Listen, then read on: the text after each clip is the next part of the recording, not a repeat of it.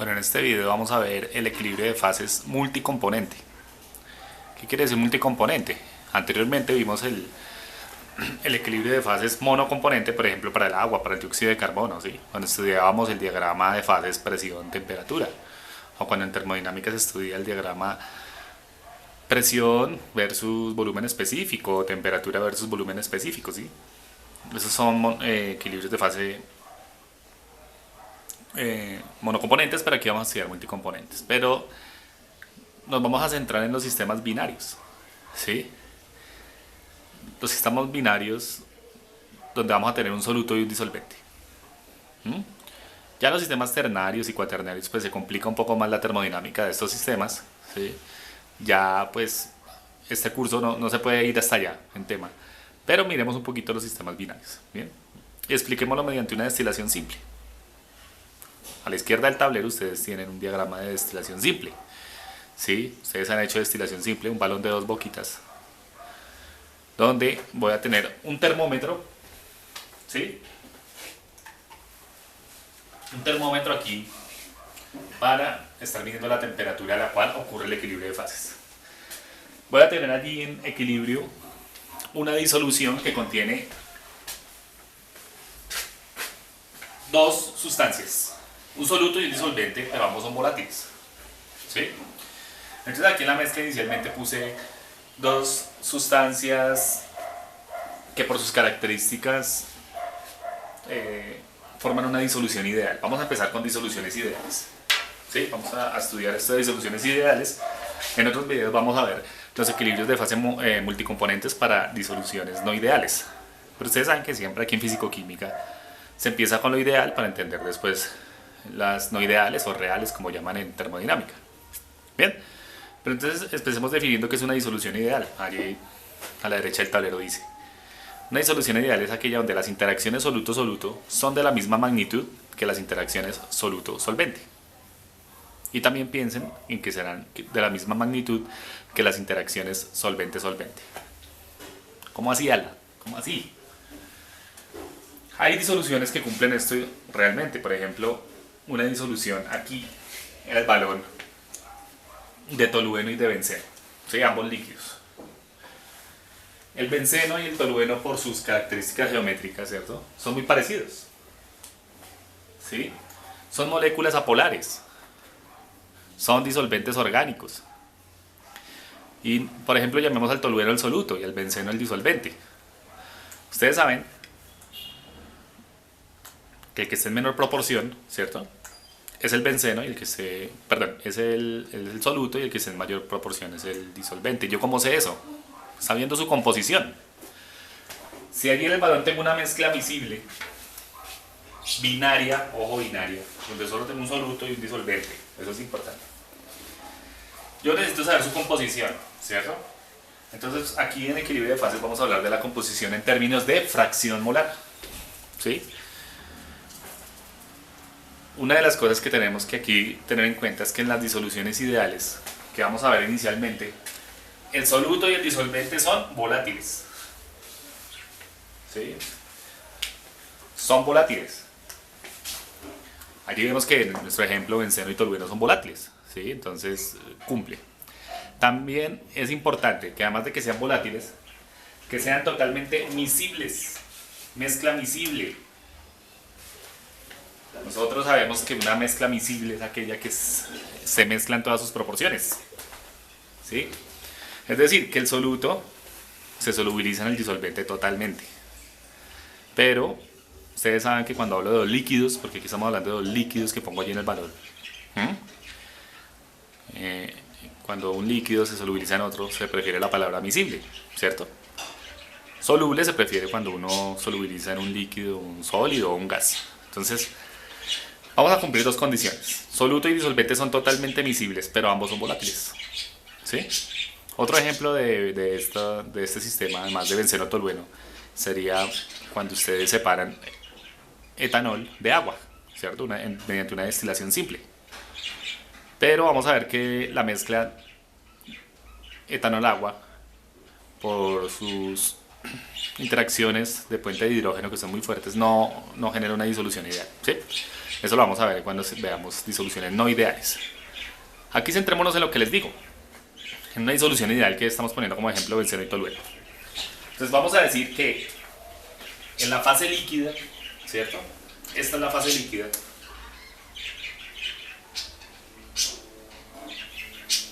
Lo vamos a llamar siempre disolución. Disolución, ¿sí? Y en la fase líquida la composición va a ser, como es una mezcla miscible y también binaria, ¿sí? Binaria, que la fracción molar de soluto para la fracción molar del disolvente es igual a 1. Ustedes saben eso desde su química básica, ¿cierto? Pero también vamos a decir que aquí hay una fase de vapor.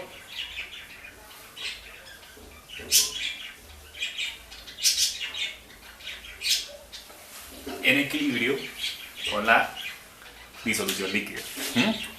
¿Cuándo se establece el equilibrio de fases? Cuando la temperatura permanece constante. ¿Sí? Yo estoy aquí leyendo el termómetro. Y si ustedes han hecho una destilación en el laboratorio, obviamente, ustedes saben que esto empieza a bullir, ¿cierto? Y se empiezan a formar burbujitas. Burbujitas. ¿Sí? ¿Y qué tiene normalmente una destilación simple? Aquí vemos que hay un condensador, ¿cierto? Un condensador en el cual, pues, como la palabra dice, condensa las sustancias, ¿cierto?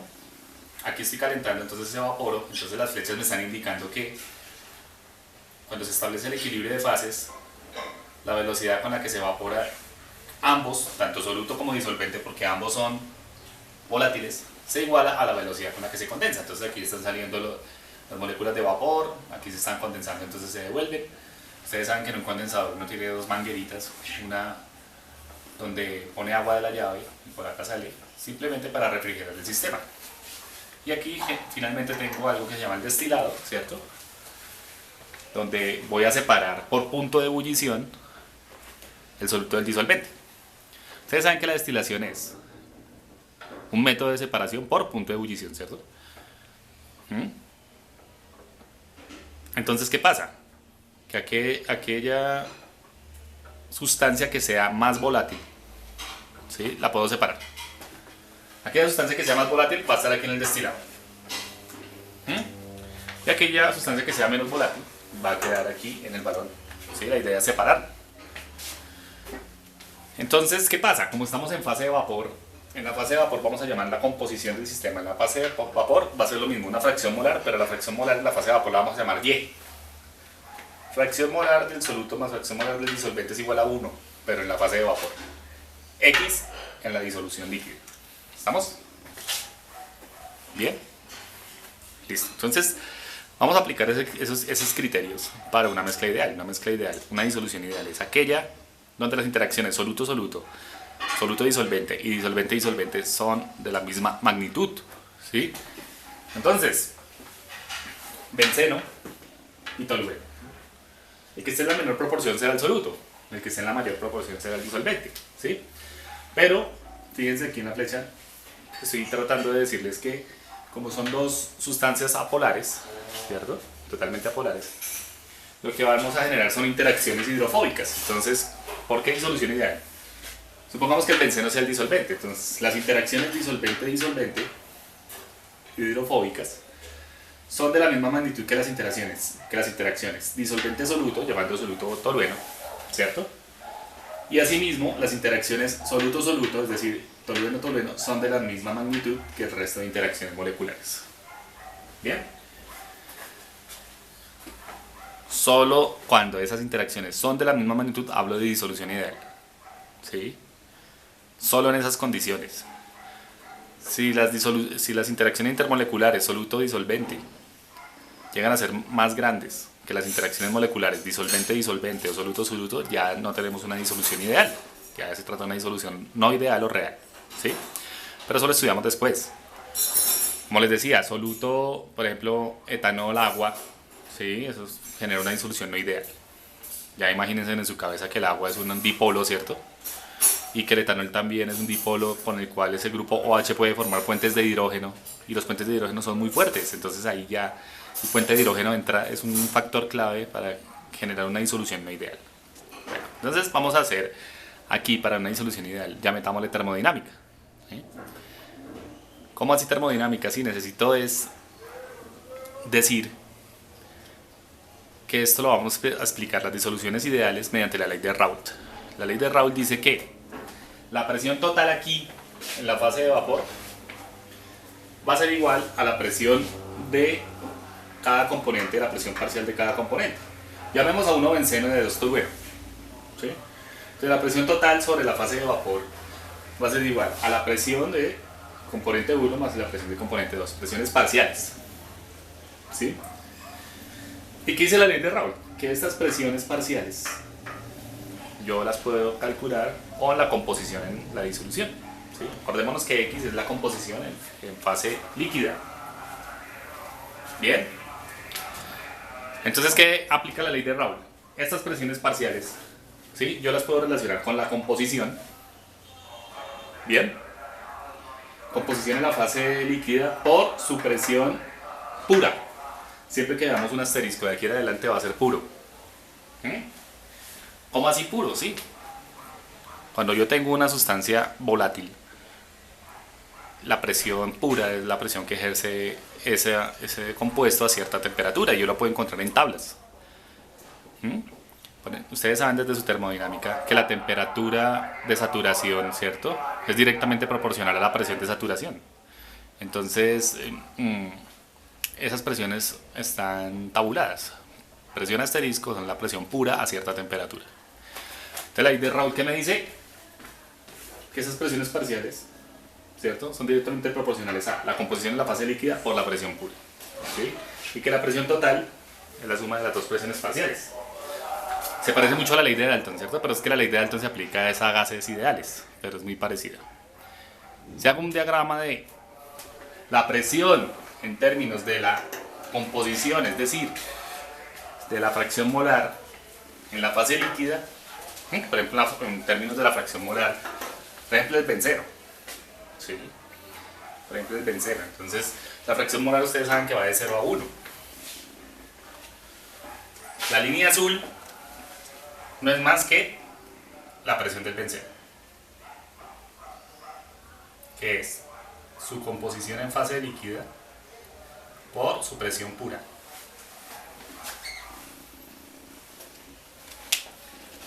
La línea roja, ¿sí?, es la presión del otro compuesto tolueno. Tolueno es C7H8, es igual a su composición en fase líquida por su presión pura. ¿Sí? Esas líneas quieren decir que es directamente proporcional. Empieza en 0, pues porque si no hay composición de benceno, ¿cierto?, pues su presión parcial es 0. Pero a medida que va aumentando la composición de benceno, ¿cierto?, aumenta linealmente hasta llegar al eje Y. Y el eje Y en este caso es la presión pura a cierta temperatura. Ahora, cuando el benceno es 0, pues en esa mezcla solo tendremos tolueno. Entonces, en el punto 0 de benceno, aquí la fracción molar debe ser del otro compuesto. El tolueno debe ser 1, ¿cierto? Si la fracción molar del benceno ahí es 0, la fracción molar del tolueno es 1. Y entonces aquí en este punto, en el eje Y, la presión, ¿cierto? Aquí estamos hablando de la presión parcial del componente 2, a tolueno lo llamé 2, ¿cierto? Y a benceno lo llamé 1. ¿Sí? ¿Por qué digo que esta es la pura? Pues porque a fracción molar de benceno 0, fracción molar de tolueno 1. Entonces aquí estaremos hablando de la presión pura del tolueno. Al revés también ocurre lo contrario. A fracción molar de benceno 1, fracción molar de tolueno 0, y esta será la presión parcial del benceno. ¿Cierto que sí? De tal manera que si yo trazo una línea aquí, esta va a ser la presión total. Va a ser la suma de la presión del compuesto 1 más la presión del compuesto 2. Nosotros vamos a seguir trabajando con ese diagrama para explicar los diagramas de fase que vienen más adelante, que cuando tenemos equilibrios de fase multicomponente, uno habla de diagramas presión en función de la composición. Este no es un diagrama de fases, es simplemente vimos, perdón, la dependencia de la presión con la composición en una mezcla binaria. Ojo, mezcla binaria, puede haber una mezcla ideal o no ideal. Nosotros estamos estudiando estas las ideales y además estamos imponiendo dos condiciones para aplicar la ley de Raoult. La ley de Raoult solo aplica cuando tenemos una mezcla totalmente miscible en todas sus proporciones. ¿Sí? Además, que ambos, soluto y disolvente, sean volátiles en disoluciones ideales. ¿Sí? Entonces, esas dos condiciones, miscibilidad y que ambos sean volátiles, listo, eso lo tiene que cumplir una disolución ideal. Pero además, ¿quién explica esa termodinámica de las disoluciones ideales? La ley de Raoult. ¿Sí? La ley de Raoult. Entonces vamos a ver que en las disoluciones no ideales no aplicamos la ley de Raoult, aplicamos otros criterios. Entonces la ley de Raoult se establece para explicar la termodinámica de las disoluciones ideales. En el próximo video vamos a desarrollar más las ecuaciones de Raoult.